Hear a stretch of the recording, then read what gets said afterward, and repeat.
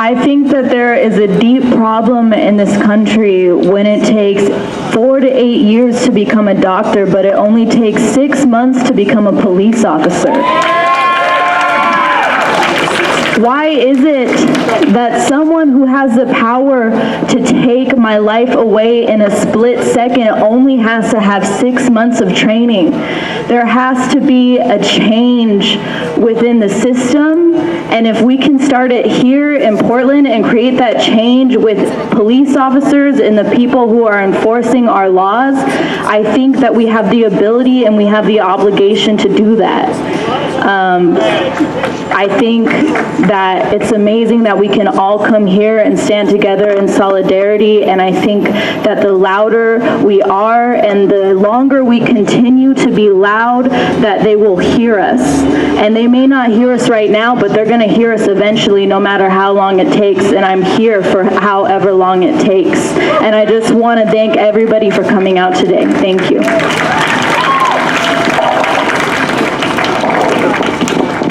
Hi guys, Gregory McKelvey. So I just came from, I have been gone for the past like 45 minutes, so I'm not exactly sure what you guys have been talking about here, but I'm going to give like a little bit of context from my perspective. So I was one of 3 gentlemen that met with the mayor on Friday after our protest, in which we had something fired at our feet. We also were hit, beaten, cussed at, all this by the police for doing what is our constitutional right to do last Friday. And as a result of that, we decided to come to City Hall to speak with the mayor about why he directed his police force to do that to peaceful protesters, or why that happened under his watch. We sat here inside of City Hall for like 2-3 hours. All we wanted to do was talk to him, right?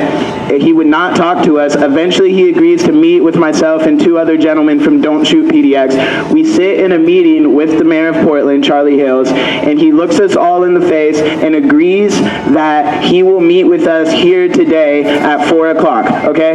And we told him our concerns. We told him that we were not going to end the discussion of police brutality or racial disparity in our city or in the nation in the short time that we had there today, but that we want to continue to meet. He agreed to that, and we told him that we would stand with him in front of the cameras and help him relay that message, and we will also invite the community to come and be a part of the discussion, which we did, and we are here.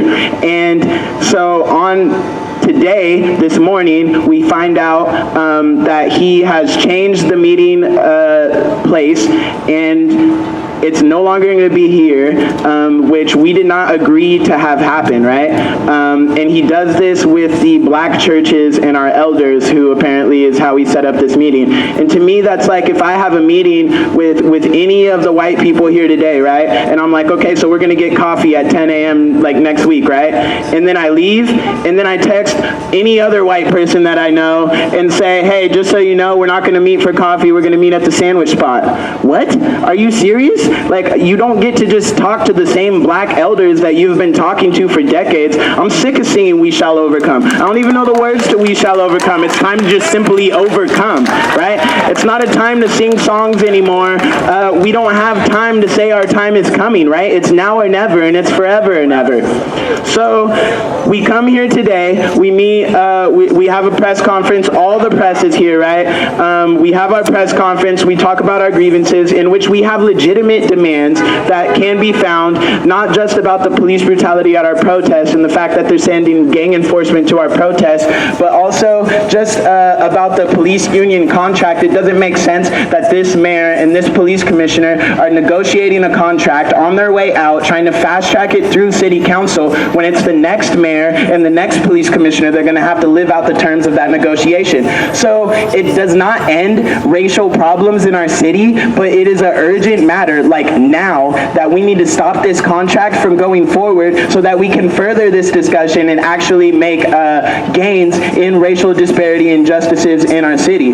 So the mayor right now is sitting up at some church, and can we talk about that for a second? I don't have a problem if you guys go to church or whatever, that's great. And I think that religious members of the black community have done a lot for our movement, and they definitely understand our struggle, but I'm not sure if they completely understand our current movement. They understand of our oppression, but I don't know if they understand our current tactics, which got us the meeting with the mayor, and which also have brought these people here today. I just came from that meeting, and I could tell you there's about 3 or 4 or 5 times as many people here today now where the mayor told us to be than are at this BS meeting that he's having right now for the cameras, okay?